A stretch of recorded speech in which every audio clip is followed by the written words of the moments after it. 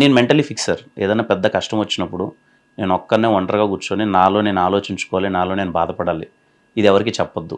చెప్పినా ఇంకా లోకో అవుతాం తప్ప దానివల్ల జరిగేది ఒరిగేది ఏమీ ఉండదు. సో ఎప్పుడైనా పెద్దగా బాధ వేసినప్పుడు ఒక్కనే కూర్చుందాం, బాధపడదాం, మర్చిపోదాం, మూవ్ ఆన్ అయిపోదాం. అది ఫిక్స్ అయిపోయాను.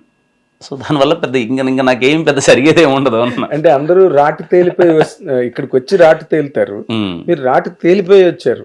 ప్రాసెస్ సార్, అంతే అంతే ప్రాసెస్. బట్ మీరు ఇందాకలు చెప్పిన దానిలో మీరు వర్రీ కావచ్చు, లేకపోతే మీలో అంతర్మదనం జరగచ్చు, ఎక్కడో కొంత నిరాశ నిస్పృహలు, మనుషులం కదా సార్. మీకు యాక్టర్స్ కి ఇంకా ఎక్కువ ఉంటాయి ఎమోషన్స్.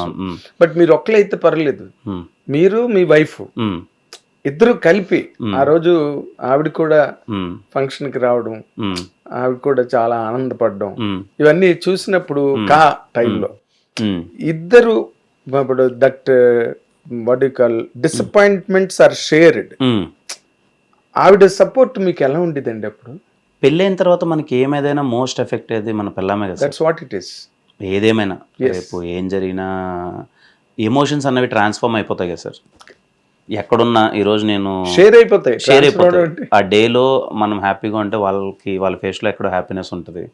మనం ఎక్కడైనా బాధపడుతుంటే తెలియకన్నా వాళ్ళ ఫేస్లో ఎక్కడో బాధ వచ్చేస్తుంది. Maybe marriage is that. Emotions అనేది ట్రాన్స్ఫార్మ్ అయిపోతాయి. అప్పటి వరకు మన బాధ మన ఒక్కరిది, పెళ్ళి అయితే బాధ ఇద్దరిది అయిపోద్ది కదా సార్. సంతోషం కానీ బాధ కానీ డబుల్ అయిపోద్ది కదా. ఆబ్వియస్లీ ఉంటుంది తనకి, ఇంకా అదే మంచి సక్సెస్ రావాలరా అన్నది ఉంటుంది.